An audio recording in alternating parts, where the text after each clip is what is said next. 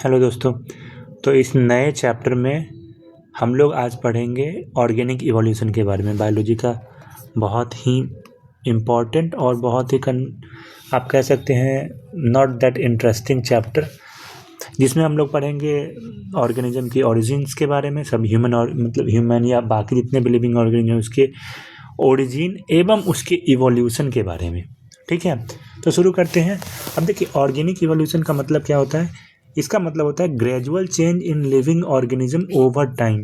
मतलब समय के साथ जो चेंजेज किसी भी लिविंग ऑर्गेनिज्म में होते हैं, उस पर्टिकुलर चीज़ को हम ऑर्गेनिक इवोल्यूशन में कवर करते हैं। मतलब ऐसी चेंजेज जिससे नई स्पेसीज भी बन सकती हैं, जिससे कोई स्पेसीज एक्सटिंक्ट भी हो सकती हैं। ये सारी चीज़ें ऑर्गेनिक इवोल्यूशन में ही आती हैं। और बेसिकली अगर ब्रॉडली आप बात करें तो ये पूरा डाइवर्सिटी का ओरिजिन जो होता है, एक पूरा मल्टीपल थाउजेंड्स ऑफ स्पेसीज जो एक पूरा इकोसिस्टम बनाते हैं, उसकी स्टडीज को भी हम ये कहते हैं ऑर्गेनिक इवोल्यूशन के थ्रू ही स्टडी करते हैं। ठीक है, तो इसका डेफिनेशन एग्जाम रेडी में आप ये करें, descent with modification. Charles Darwin में इसको वो किया था। इसमें डेफिनेशन बेस्ड बेसिकली क्वेश्चंस आते हैं मोरलेस, और इसके अलावा कुछ ज़्यादा खास आता नहीं है। ऑर्गेनिक ऑफ लाइफ में थ्योरीज बहुत सारे आए हैं, वो बस आप जान लीजिए। वो मोरलेस वन वर्ड में पूछता है। जैसे सबसे पहला थ्योरी आया था, थ्योरी ऑफ स्पेशल क्रिएशन।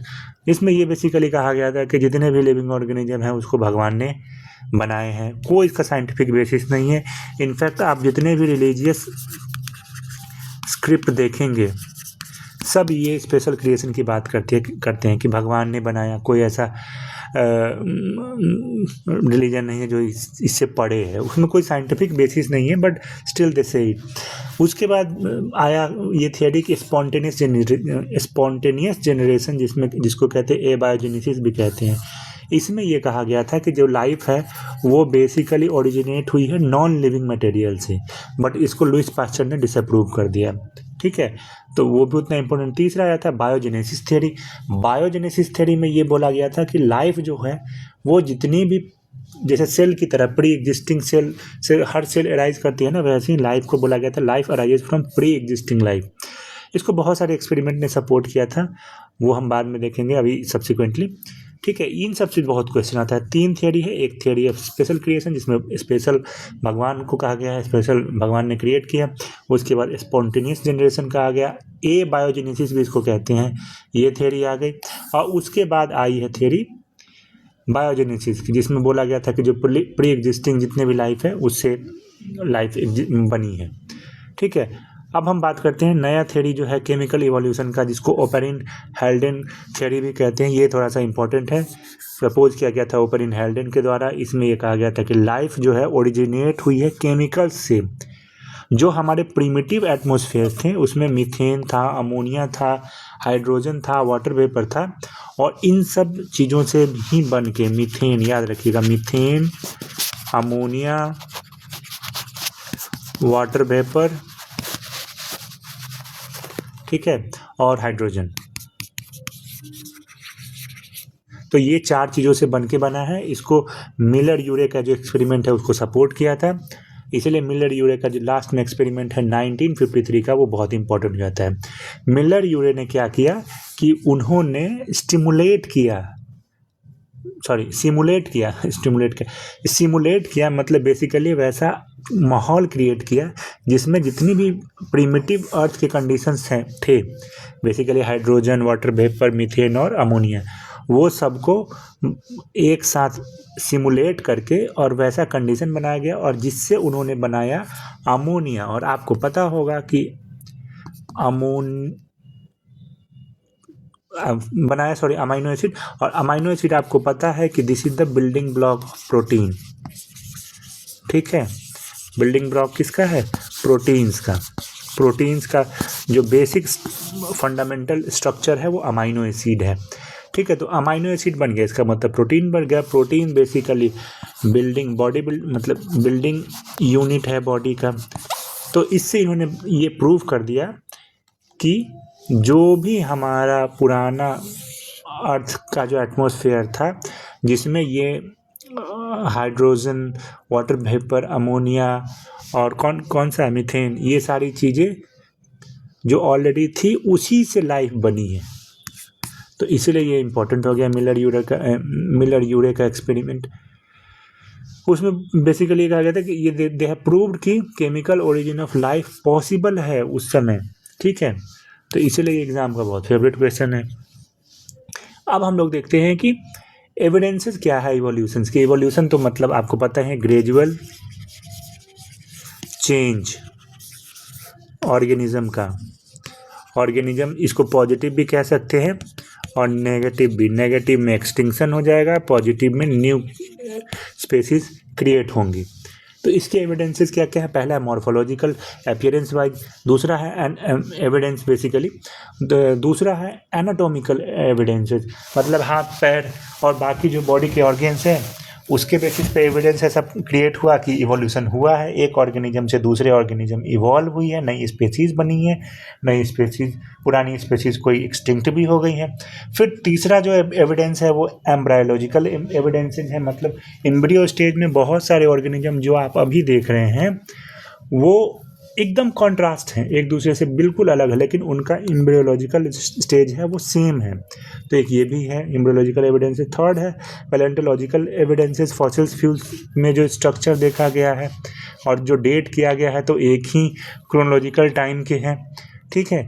तो ये भी है। एक है कनेक्टिंग लिंक, बहुत सारे ऑर्गेनिज्म एक दूसरे से ऐसे कनेक्ट हैं कि ऐसा लगता है कि वो इवॉल्व हुए हैं, बट बहुत सारे जोग्राफिकल और क्लाइमेटिक कंडीशन ऐसी बनी कि वो सेपरेट करके, जैसे कॉन्टिनेंटल ड्रिफ्ट एंड ऑल। उसके बाद एक एविडेंस है वेस्टिजियल ऑर्गन का, कि बहुत सारे ऐसे ऑर्गन हैं जो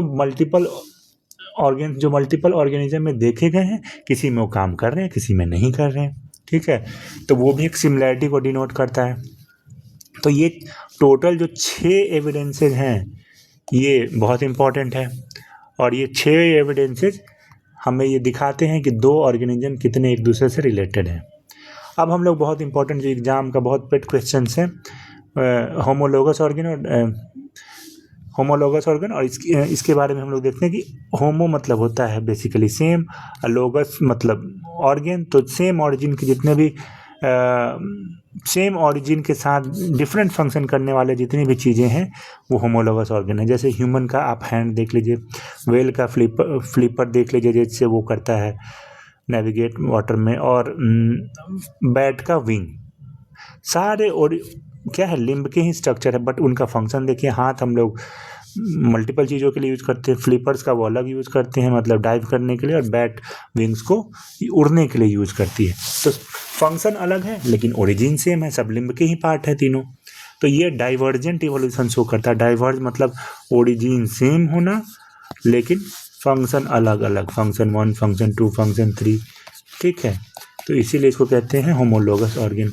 अब सबसे अच्छा एग्जाम्पल है, बहुत एग्जाम में पूछा भी गया, मार्सुपियल रेडिएशंस का, ऑस्ट्रेलिया का, ठीक है। इसमें देखिए वूम कैट हो गया, कंगारू हो गया, मार्सुपियल रैट हो गया, बैंडिट रैट हो गया, टाइगर कैट हो गया, तस्मानिया वुल्फ हो गया, शुगर ग्लाइडर हो गया, मार्सुपियल मोल हो गया, कोलारा हो गया, बांडीकूट हो गया। ये सारे जितने भी ऑर्गेनिज्म हैं इनके ओरिजिन सेम है लेकिन सबके फंक्शन अलग अलग है। देखिए ये लिम्ब का काम अलग है, ये लिम्ब का काम अलग है, ये लिम्ब का काम अलग है, ये लिम्ब का काम अलग है, ये लिम्ब का काम अलग है। तो इसीलिए बहुत इंपॉर्टेंट है। नेक्स्ट हम लोग एनालॉगस ऑर्गन की बात करते हैं। एनालॉगस ऑर्गन में क्या होता है, ओरिजिन डिफरेंट है लेकिन फंक्शन सेम है, मतलब बहुत सारे लोग अलग अलग चीज़ों से एक ही काम कर रहे हैं, मतलब एक ऑर्गेनिज्म में वो कुछ और चीज़ है, दूसरे ऑर्गेनिज्म में कुछ और है, तीसरे में, लेकिन तीनों आके फंक्शन एक ही कर रहे हैं। जैसे बर्ड का विंग और इंसेक्ट का विंग दोनों अलग अलग हैं लेकिन काम क्या है, उड़ना ही है। और सबसे अच्छा एग्जाम्पल देखिए डॉल्फिन, ठीक है, प्लेटिपस देखिए, मैमल्स, शार्क और डक, ये तीनों कहीं ना कहीं पानी में वो करते हैं अपना मूवमेंट एंड ऑल, लेकिन सबके ओरिजिन अलग है। ये मैमल है, ये मैमल है, ये फिश है और ये एप्स है, बर्ड, और सब पानी में ही है। वेस्टिजियल ऑर्गन बहुत इंपॉर्टेंट है, एक एग्जाम्पल ही बस आपको याद रखना है। रेड्यूस्ड नॉन फंक्शनल ऑर्गन्स, जैसे हम में अपेंडिक्स होता है, विजडम टूथ होता है, टेलबोन होता है, ये सारे पहले एग्जिस्ट करते थे लेकिन अब ख़त्म हो गए क्योंकि इसको हम लोग यूज करना बंद कर दिए। टेलबोन पहले क्या होता था, टेल मंकी में जैसे टेल है, अपेंडिक्स वैसे ही बहुत सारे ऑर्गेनिज्म में है लेकिन हम में है ही नहीं, तो बहुत बार हमें सर्जरी से इसको रिमूव भी करवाना पड़ता है कि नहीं। नेक्स्ट हम लोग फॉसिल्स एविडेंसेस देखते हैं, पैलेंटोलॉजिकल एविडेंसेस, जो बहुत सारे एंशिएंट ऑर्गेनिज्म हैं उनके रिमेन्स को हम लोग स्टडी करते हैं, जो सेडिमेंट्री रॉक्स वगैरह में पाए जाते हैं, तो उससे भी हमें एवोल्यूशनरी हिस्ट्री मिलती है। एज डिटरमाइन करते हैं कार्बन डेटिंग से, ठीक है, तो इसीलिए ये इंपॉर्टेंट है। कनेक्टिंग लिंक्स में देखिए क्या क्या है। देखिए बहुत सारे ऑर्गेनिज्म जो है वो आप देखेंगे कि organism with traits of two group, मतलब बहुत सारे ऑर्गेनिज्म बहुत सारे दो अलग अलग ग्रुप के कैरेक्टरिस्टिक कैरी करते हैं। जैसे आर्कियोप्टेरिक्स रेप्टाइल और बर्ड्स का दोनों फीचर यूज करता है, पेरीपेटस एनालिड और आर्थ्रोपोड दोनों के फीचर कैरी करते हैं, इसीलिए ये बहुत इंपॉर्टेंट है। वनडे एग्जाम में इससे अच्छे खासे क्वेश्चंस पूछे जाते हैं। नेक्स्ट हम लोग बात करते हैं टाइप्स ऑफ एवोल्यूशनरी थियरी। ये तो पेटेस्ट क्वेश्चन है, इसे तो आएगा ही आएगा क्वेश्चन। पहला थियरी है लैमार्क और लैमार्किज्म का थियरी, जिसमें यह कहा गया है the trait acquired by any generation will be inherited by the next generation of same species, acquiring new trait completely depend upon the species. अब देखो लैमार्क ने क्या कहा कि अगर आप आज पढ़ाई कर लेते हैं तो आपके नेक्स्ट जनरेशन के पास भी वो सारे नॉलेज होंगे, ठीक है। तो कहीं ना कहीं ये गलत भी है और सही भी है, बहुत कॉन्ट्राडिक्टरी है पढ़ाई के पर्सपेक्टिव से नहीं, बट हाँ ये देखिए कि some of the characteristic which a organism acquire अपने लाइफ टाइम में वो तो पास होता है, बट ये कम्प्लीटली सही नहीं है, ठीक है। और इसका सबसे अच्छा एग्जाम्पल कॉन्ट्राडिक्ट करने के लिए दिया था ब्लाइंडनेस का, ठीक है। ब्लाइंडनेस अगर सपोज आप आज अंधे हो जाए तो ये बिल्कुल नहीं होगा कि कल आपके जो बच्चे होंगे वो भी ब्लाइंड होंगे, है कि नहीं। तो क्योंकि ये आपने अभी एक्वायर कर लिया कैरेक्टरिस्टिक, बट वो सब्सिक्वेंट जनरेशन में पास ऑन नहीं हुआ। तो इसीलिए लैमार्क का जो ये थियरी था ये बहुत ही इस पर क्रिटिक बहुत इस पर ब्लंट थे और उन्होंने बताया कि ऐसा होता नहीं है। बट हाँ जब हम बहुत सारे स्किल सेट की बात करते हैं तो ये देखा गया है कि देयर इज सर्टेन एज जो आपके सब्सिक्वेंट जनरेशन में, but that is very subjective, ठीक है। नेक्स्ट थियरी है डार्विन का, डार्विनिज्म का। उसमें ये कहा गया था कि नेचर में वही स्पेसीज कैपेबल है अडेप्ट करने के लिए जो चेंजिंग एनवायरनमेंट के साथ सर्वाइव करते हैं, ठीक है, और जो नहीं करते वो डिसअपियर कर जाते। ये बहुत इंपॉर्टेंट थियरी था, ठीक है। तो ऐसे ये है कि अगर चेंजिंग एनवायरनमेंट में पॉल्यूशन ज़्यादा है या वेदर एक्सट्रीम होते जा रहे हैं तो देखिए कि वहाँ के जो जोग्राफिकली इनहेबिटेंट हैं वो वैसे अडॉप्ट कर गए हैं, ठीक है, और वो करते ही जा रहे हैं। हम और आप भी साल दर साल टेम्परेचर बढ़ रहा है तो आप अपने आप को अडॉप्ट ही कर रहे हैं, सर्वाइवल के लिए ज़रूरी ही है। यूज डिसयूज का भी इसमें फंक्शन आता है, ठीक है। जैसे हम लोग अपना टेल हम लोग अपना जब मंकी का या चिंपैंजी का तो नहीं, मंकी का जब वो था टेल था तो दे यूज टू यूज इट, उसके बाद यूज़ नहीं किया तो वो धीरे धीरे डिसअपियर होगी। तो यूज डिसयूज का भी थियरी इसी से इमर्ज होता है, ठीक है। हम अपने हैंड को बहुत ज़्यादा यूज़ करने लगे, लिम्स का तो लिम्स का वो बहुत ज़्यादा यूज होने लगा। फिर हम लोग जो क्रॉल करते थे क्रॉलिंग ख़त्म हो गई, अब हम लोग अपराइटली चलते हैं, तो ये भी है। नेक्स्ट थियरी है थियरी ऑफ म्यूटेशन का। इसको ये भी आपको इंपॉर्टेंट रखना है, ह्यूगो डेवरी ने दिया था।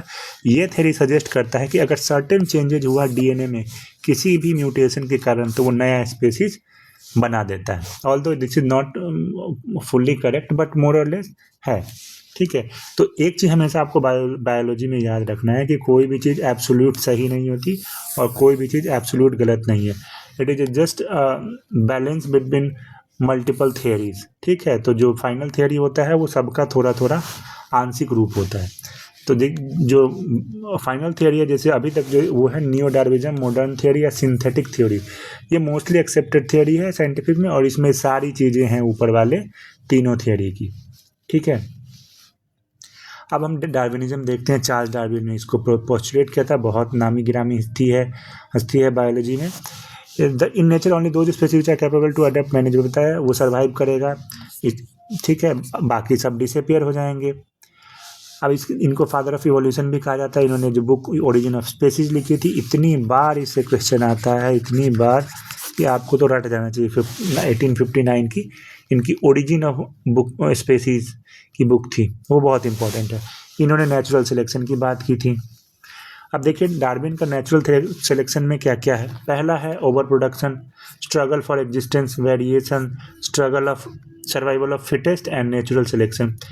सब इनका कहना है कि अगर आपको सरवाइव करना है, आपको अपने जनरेशन को कंटिन्यू करवाना है, तो आपको ओवर प्रोडक्शन करना पड़ेगा, ठीक है, रिसोर्सेज का, so that you can consume it और स्कार्सिटी नहीं रहे।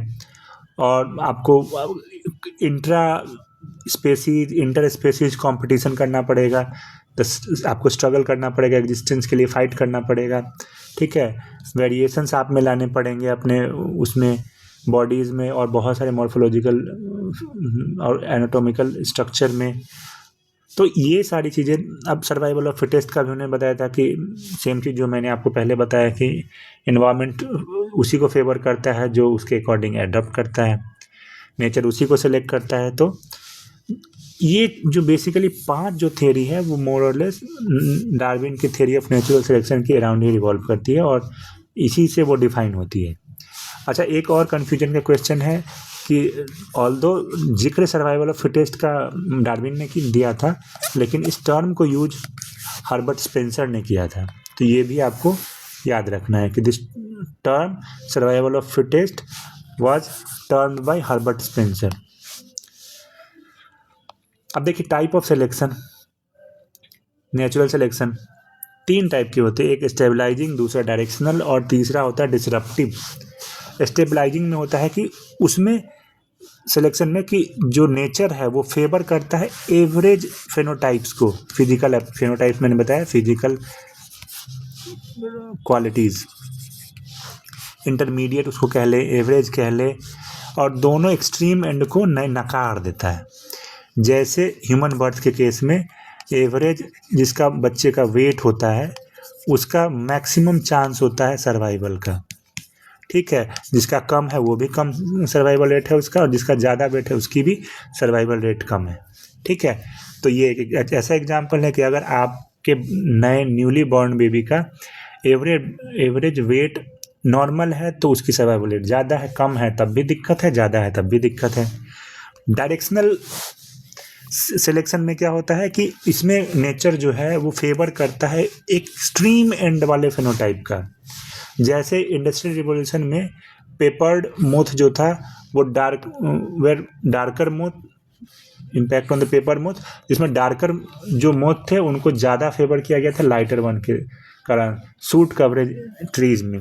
तो ये देखा गया कि इंडस्ट्रियल रिवॉल्यूशन के समय जो पेड़ पे जो मोथ होते थे, तो इंडस्ट्रियल रिवॉल्यूशन में पॉल्यूशन के कारण उनके कलर वाइट से डार्क हो गए तो they got assimilated in the forest, tree के बार्क में वो अच्छे से छिप जाते थे, तो उनके जो शिकारी है उनको देख नहीं पाते थे, और जो लाइटर वन थे उनको वो खा जाते थे।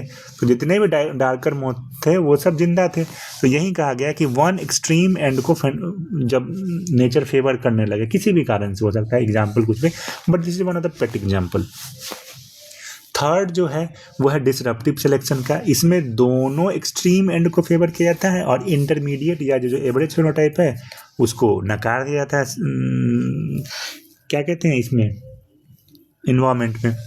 अब देखिए एक पॉपुलेशन अगर बर्ड का देखिए तो उसमें जिसके पास स्मॉल बीक है और जिसके पास लार्ज बीक है, स्मॉल बीक वाले ने छोटे दाने को भी खा लिया, बड़े बीक वाले ने बड़े दाने को भी खा लिया, और जो बीच वाले बच गए वो ना स्मॉल उनके लिए रहा ना लार्जर सीड रहा, तो वो कुछ खा ही नहीं पाए, तो उनका अब वल्नरेबिलिटी सबसे ज़्यादा है। तो इसमें भी सेम यही बात कही गई है कि दोनों एक्सट्रीम फेनोटाइप को फेवर किया जाता है और जो इंटर नॉर्मल एवरेज रहता है उसको दिक्कत होती है, ठीक है।